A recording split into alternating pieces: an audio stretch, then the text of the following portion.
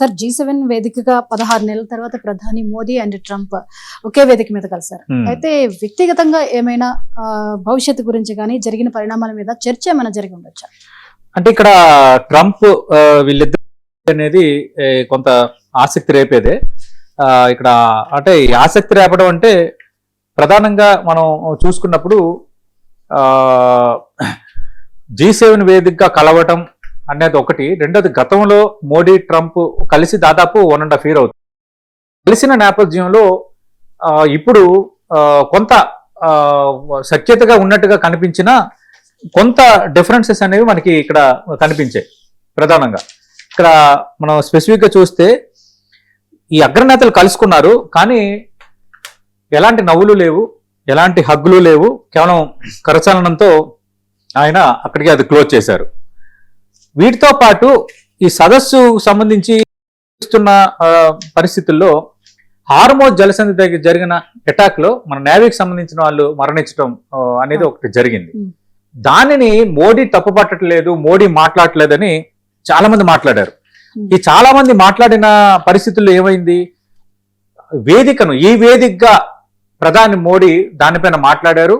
అలాగే ప్రధాని మోడీ కొన్ని కామెంట్స్ కూడా చేశారు. ఆయన చేసిన కామెంట్స్ కూడా చాలా ఇంట్రెస్టింగ్ గానే ఉన్నాయి. ఆయన ఏమన్నారంటే, ఒకటి చూడండి, నావికులు ప్రాణాలు కోల్పోయిన సంఘటనను ప్రధాని మోదీ ప్రత్యేకంగా ప్రస్తావించారు. ఈ ప్రస్తావించిన క్రమంలో కూడా ఆయన ఒక మాట చెప్పారు. ఏమన్నారు ఆయన, నావికుల భద్రత ప్రపంచ దేశాల బాధ్యత అని గట్టిగా చెప్పారు. ఇప్పటి వరకు ప్రధాని మోదీ ఎందుకు కాముగా ఉన్నారు, ఎందుకు రెస్పాండ్ అవ్వట్లేదని రాహుల్ గాంధీతో పాటు చాలా మంది మాట్లాడారు. ప్రధాని స్పందించాలి, కాదనట్లేదు. మన దేశంలో స్పందించడం అనేది ఒక ఎత్తు అయితే, ఎవరు కారణం అయ్యారు అంటే, ఎవరి వల్ల వివాదం, ఎవరి వల్ల యుద్ధం వచ్చి, ఎవరి వల్ల సంక్షోభం వచ్చి ఆ హార్ముజ్ జలసంధి దగ్గర ఆ టెన్షన్ క్రియేట్ అయ్యి చివరికి భారత్కు చెందిన నావికులు మరణించారో, వాళ్ళందరూ ఉన్నప్పుడు, అంటే వాళ్ళ ఆ భాగస్వామ్యులు ఉన్నప్పుడు చాలా గట్టిగా ఇచ్చిపడేశారు మీ బాధ్యత అన్నారు. రెండోది ఏమన్నారు, స్పెసిఫిక్ గా గ్లోబల్ సౌత్ దేశాలకు ప్రపంచ సమాజంపై ఎన్నో ఆశలు ఉన్నాయి, సాయం పొందేవారుగా కాకుండా ప్రపంచ అభివృద్ధిలో భాగస్వామ్యం కావాలని కోరుకుంటున్నాం. కొందరు స్వప్రయోజనాల కోసం వాణిజ్యాన్ని, టెక్నాలజీని దుర్వినియోగం చేస్తున్నారని కూడా మోదీ వ్యాఖ్య ఒక రకంగా ఈ అమెరికా కూడా చెంపపెట్టేలాగా జరిగింది. రెండోది, మోడీ వచ్చిన వెంటనే ట్రంప్ నిల్చున్నారు.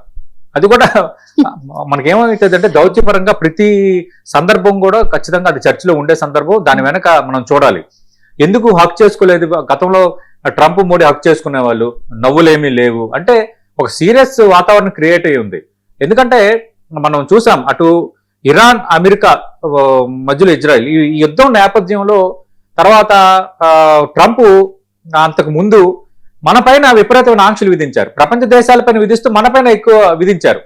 భారత్ స్నేహాస్తం చాటుతున్నా ట్రంప్ ఆంక్షలు విధిస్తూనే ఉన్నారు. ఈ సమస్యలు క్రియేట్ అవుతూనే ఉన్నాయి.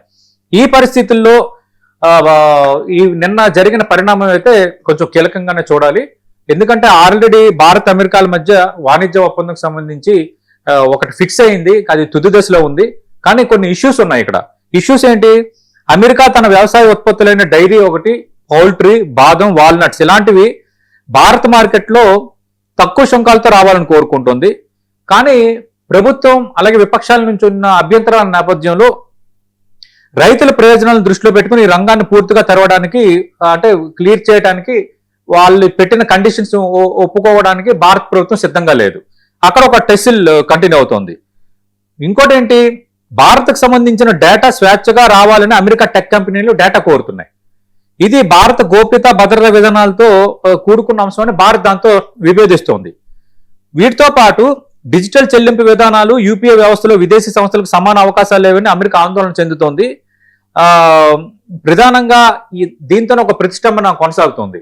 అందుకు మళ్ళీ ఈరోజు సాయంత్రం కూడా మళ్ళీ ప్రత్యేకంగా భేటీ అవుతారు. కాబట్టి ఇద్దరు ఈ భేటీ అయ్యే నేపథ్యంలో ఏం జరగచ్చు, నిజంగా వాణిజ్య ఒప్పందం సంబంధించి ఒక క్లారిటీ వస్తుందా, మనపై విధించిన ఆంక్షలు ఏవైతే ఉన్నాయో, సుంకాలు ఏవైతే ఉన్నాయో వాటి తగ్గింపు దిశగా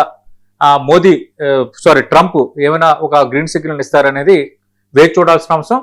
ఏదైనా భారత్ మాత్రం, అలాగే భారత ప్రధాని మోదీ మాత్రం చాలా డిప్లొమసీని అయితే ప్రదర్శించారు.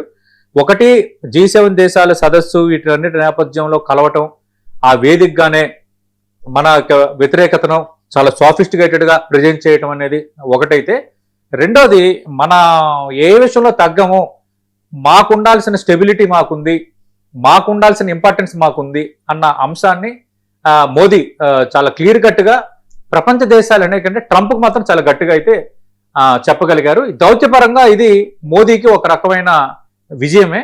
మరి సాయంత్రం భేటీ అవ్వబోతున్నారు కాబట్టి ఆ భేటీలో ఎలాంటి అంశాలు, పాజిటివ్ అంశాలు వస్తాయి అనేది కీలకమైనది.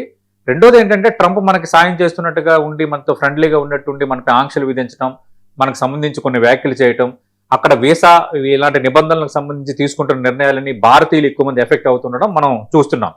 బట్ వేరాజ్ మనకి శత్రు దేశాలుగా ఉన్న పాకిస్తాన్కి కొంత సపోర్ట్ చేయటం, మొన్నటి యుద్ధం నేపథ్యంలో పాకిస్తాన్ మధ్యవర్తిగా ఉండి మేము చర్చలు చేసి అంత కన్క్లూజన్ చేస్తామంటే అమెరికా వాళ్ళ మాట విన్నట్టుగా యాక్ట్ చేయటం, పాకిస్తాన్ని పెంచి పోషించాలని చూడటం,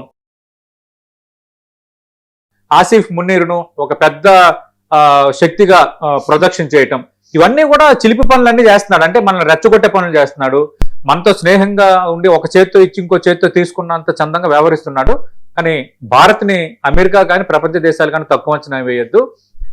అంటారు కదా, చర్యకు ప్రతిచర్య ఉంటుంది అంటారు కదా, అలాగే పాటిస్తున్న సంయమనం కానీ భారత్ యుద్ధ నేపథ్యంలో ఎదుర్కొంటున్న ఆర్థిక సవాళ్ళ నేపథ్యంలో వ్యవహరిస్తున్న తీరు, అలాగే ఇప్పుడు G7లో ప్రధాని మోదీ వ్యవహరిస్తున్న తీరు అనేది మనం తల దించాం, తల ఎత్తుకునే ఉంటాం సమస్య ఏదైనా అన్నది ఒక క్లియర్ కట్ ఇండికేషన్.